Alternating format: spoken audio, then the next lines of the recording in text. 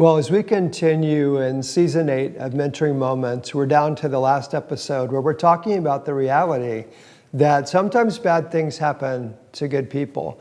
This is not something new.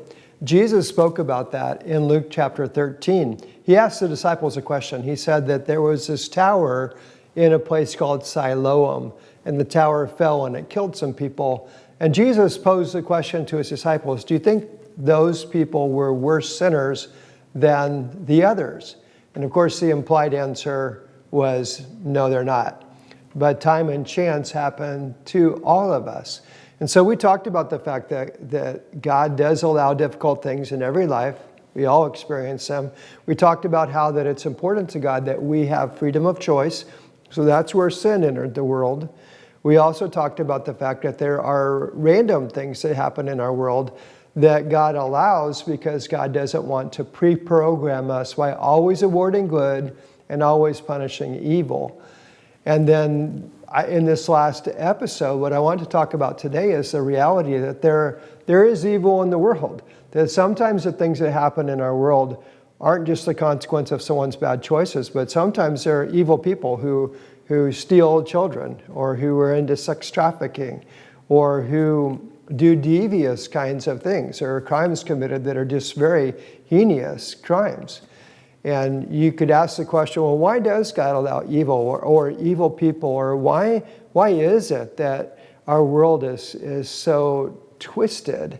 And I've heard questions like that. I've had people actually come at me and say, if there is a good God, and if God really loves us, and if God created the world in a good way, then why do these things happen? And the fact that they do, in their minds, says there must not be a God who's present, or there must not be a God who cares.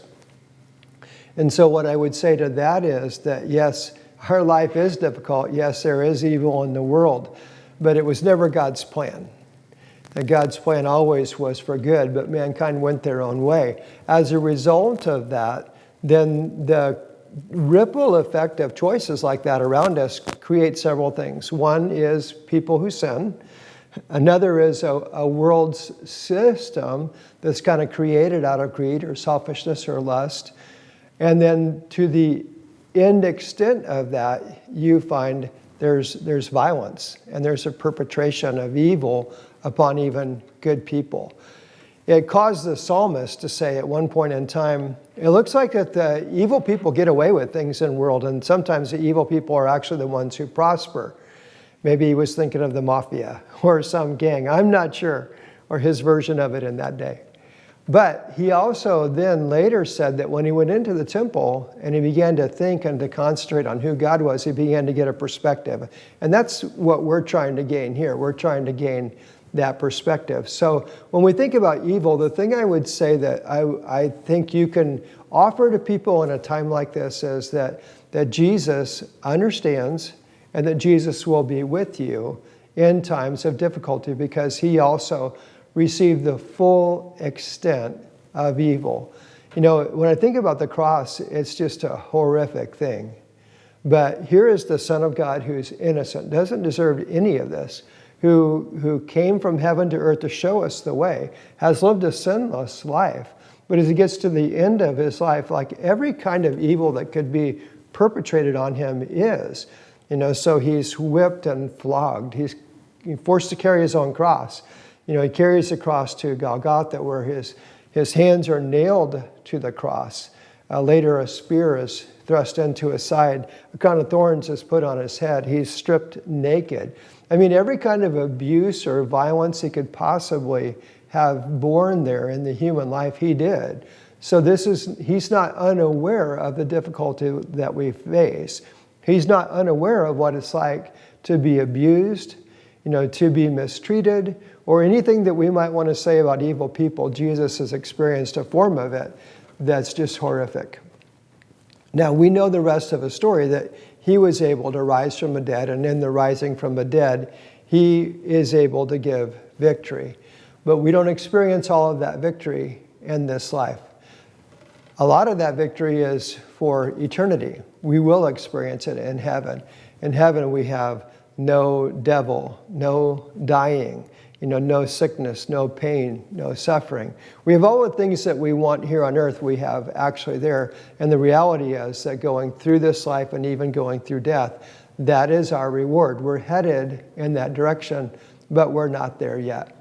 And one of the things I would encourage you to do is when we're talking with people who are going through difficult things, it's not like you just cast this vision for the future and say, well, it'll all be better in the by and by. That usually doesn't help. But what you can say is, we're on the way. We're on this journey. And that Jesus is with us in the journey. I think about Psalm 23 sometimes when I'm trying to find help in difficult times, and the Lord is my shepherd. He gives me everything that I need. He leads me to green pastures. He leads me beside still waters. He restores my soul.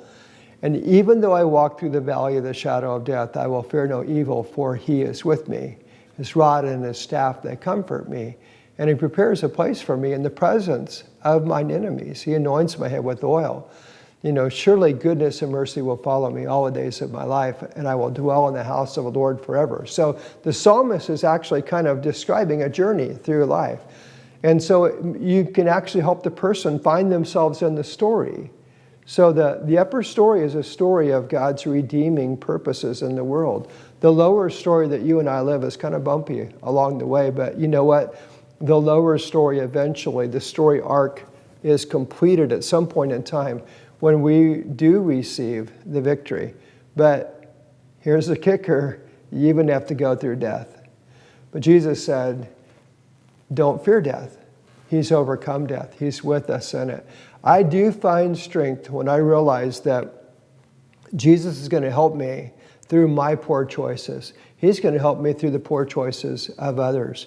Jesus is going to help me when random things happen in the world, and sometimes I'm the victim of that.